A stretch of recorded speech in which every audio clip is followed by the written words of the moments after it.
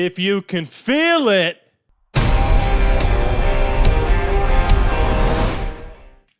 chase it. Man, what?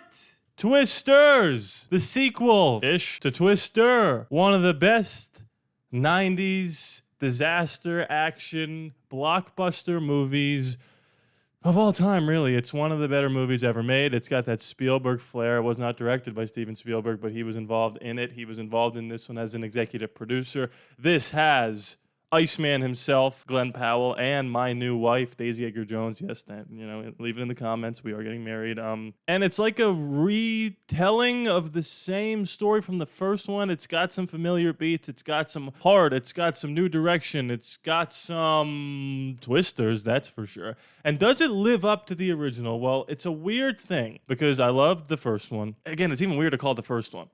And I really went into this biased. Like, I wanted to like it. So there was no way I was going to come out of here and not give it a positive review. I'm just going to admit that right up front.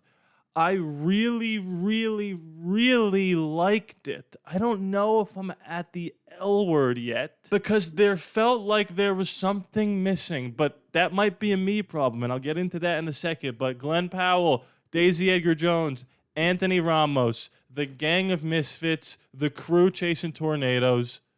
Oh, chef's kiss. Perfect.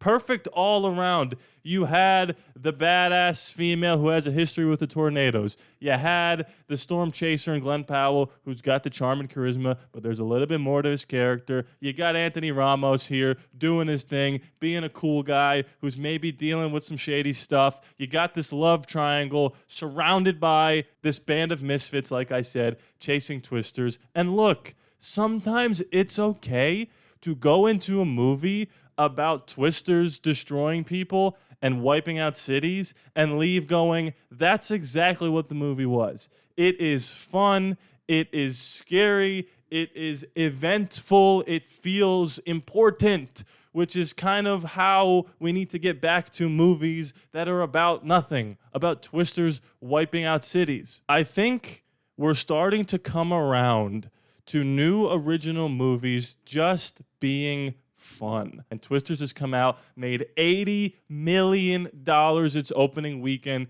Glenn Powell is absolutely a bona fide movie star. He has taken the reins so far of our beloved Tom Cruise. But this is a movie that makes you, if you're like me and you want to make movies, it makes you go, God, I need to make a movie.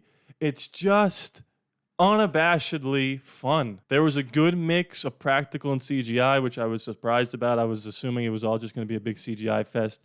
There's some beautiful, long take weather disruption. You don't know who's going to get sucked up by the tornado kind of action. There's some, look out, kind of come at the screen moments. And again, there is a real story here. You have to care about the characters involved in order for the movie to work, right? If people are just getting sucked up by twisters, then it just becomes like a generic disaster horror film. But instead, you are intrigued and endeared by Daisy Edgar-Jones, Glenn Powell, and the people around them, and Anthony Ramos, who I think honestly might have been the best one in the movie. Enough to where when these things are happening, you're like, oh no, if one of them dies, I could tear up. And I'm not gonna lie to you, this movie could make you emotional.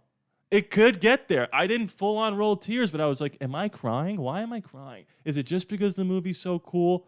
I don't know. And here's where I want to say I didn't love it. There's something missing. This could be a me problem, though, because when I grew up, Twisters was already in the zeitgeist. It was like Star Wars. I don't remember watching Star Wars for the first time. I had just always watched Star Wars. It's the same thing with Twister. So take Top Gun and Top Gun Maverick, for example. Top Gun Maverick was a standalone movie, a sequel to the original, but connective tissue. It wasn't like a new retelling of the same story. It was Tom Cruise's character and people from that movie coming into this movie. So it was a great movie, and we already had that emotional connection with the characters. This movie has little to no connections to the first one, but it's still a great movie. So you have to give yourself time to see if these are going to be characters that are going to stay in your mind for weeks and months and years to come. And right now, I don't know if they can live up to the hype of Bill Paxton, of Helen Hunt, of Philip Seymour Hoffman, of all these guys and gals that were in the previous movie that I've already felt an emotional attachment to.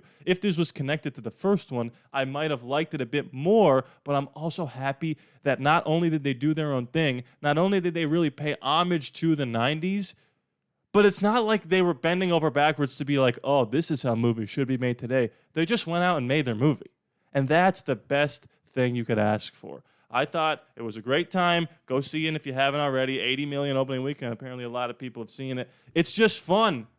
There's no message. The message is just like survive and like be nice to people, right? That we can all get behind that. Absolutely. Twisters. Amazing. Amazing and strong. Really good. Go see it. Anyway, guys, thank you so much for watching this video. If you like what you see here, please be sure to subscribe. It is free after all, no charge to you. I love you guys, and I'll see you next time.